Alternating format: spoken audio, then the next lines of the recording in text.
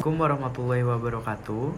Perkenalkan, nama saya Ahmad Nafijay dengan NIM 2210912210034. Saya merupakan mahasiswa aktif dari Program Studi Kesehatan Masyarakat Fakultas Kedokteran Universitas Lambung Mangkurat.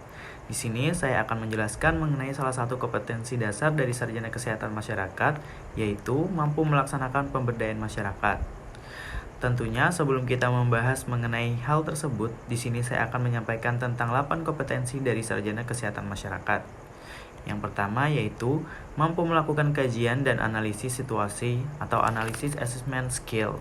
Yang kedua, mampu mengembangkan kebijakan dan perencanaan program atau policy development atau program planning skill. Yang ketiga, mampu berkomunikasi secara efektif atau communication skill. Yang keempat, mampu memahami budaya setempat atau cultural competency skill. Yang kelima, mampu melaksanakan pemberdayaan masyarakat atau community empowerment. Yang keenam, memiliki penguasaan ilmu kesehatan masyarakat atau public health science skills. Yang ketujuh, mampu dalam merencanakan keuangan dan terampil dalam bidang manajemen atau financial planning and management skills. Yang kedelapan atau yang terakhir, memiliki kemampuan kepemimpinan dan berpikir sistem atau leadership and system thinking skills.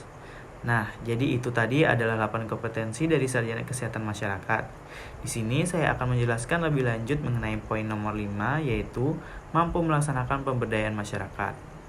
Kenapa sih aku memilih poin nomor 5? Jadi, aku memilih poin nomor 5 karena pada poin tersebutlah yang sangat menggambarkan anak kesehatan masyarakat banget.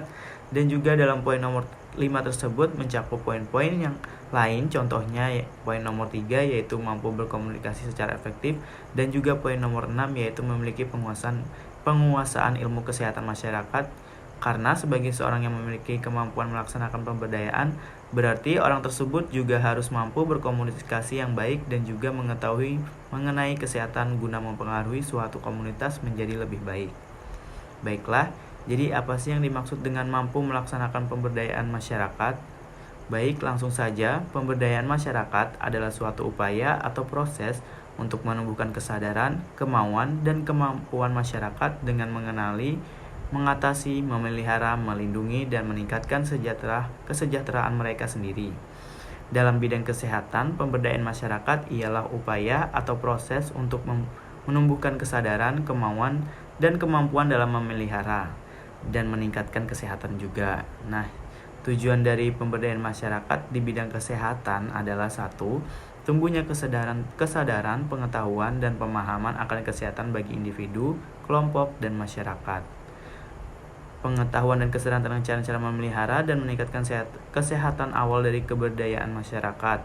Belajar alih pengetahuan informasi kesehatan, kesadaran akan kesehatan hasilnya adalah pengetahuan kesehatan.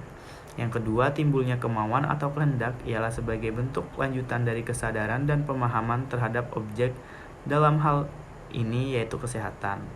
Kemauan kecenderungan untuk melakukan tindakan disebut juga sikap atau niat kemauan yang menjadi tindakan tergantung berbagai faktor. Faktor utama ialah adanya sarana dan prasarana. Misalnya, suatu keluarga punya kemauan membangun jamban akan terwujud jika ada uang dan tersedianya bahan bangunan. Yang ketiga, timbulnya kemampuan masyarakat di bidang kesehatan telah mampu mewujudkan kemauan atau niat dalam bentuk tindakan. Jadi pada prinsipnya sendiri, pemberdayaan masyarakat ditujukan agar 1. Menumbuhkan potensi kesehatan masyarakat. Potensi adalah kekuatan atau kemampuan yang masih terpendam. Potensi dapat dikelompokkan dalam 2 kategori, yaitu potensi sumber daya manusia dibagi menjadi 2, yaitu kuantitas, jumlah penduduk, kualitas, status, atau kondisi sosial ekonomi. Tinggi rendahnya potensi sumber daya manusia ditentukan oleh kualitas, bukan kuantitas. Yang kedua, potensi sumber daya alam. Potensi ini sudah pemberian dari Allah Subhanahu wa Ta'ala. Ada komunitas yang berlimpah sumber air, tanah yang subur, dan sebagainya. Ada pula yang sumber daya alamnya sangat miskin, langka sumber airnya, tandus dan kering. Peran petugas atau provider ialah memampukan masyarakat untuk mengenal potensi mereka sendiri, baik potensi sumber daya alam maupun sumber daya manusia. Kemudian membimbing dan mengembangkan potensi mereka. Baiklah, yang kedua, mengembangkan gotong royong masyarakat.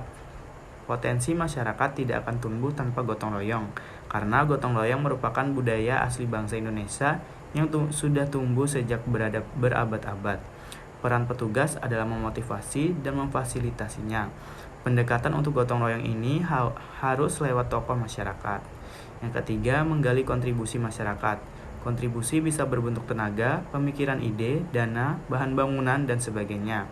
Peran petugas adalah bersama-sama tokoh masyarakat menggali kontribusi sebagai bentuk partisipasi masyarakat.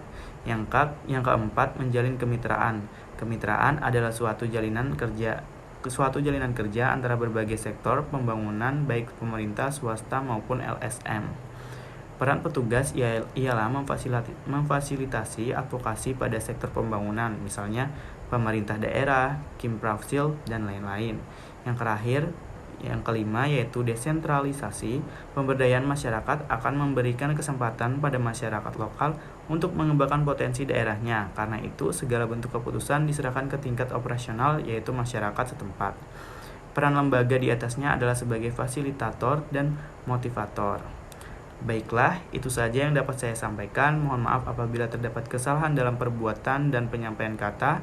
Terima kasih. Wassalamualaikum warahmatullahi wabarakatuh.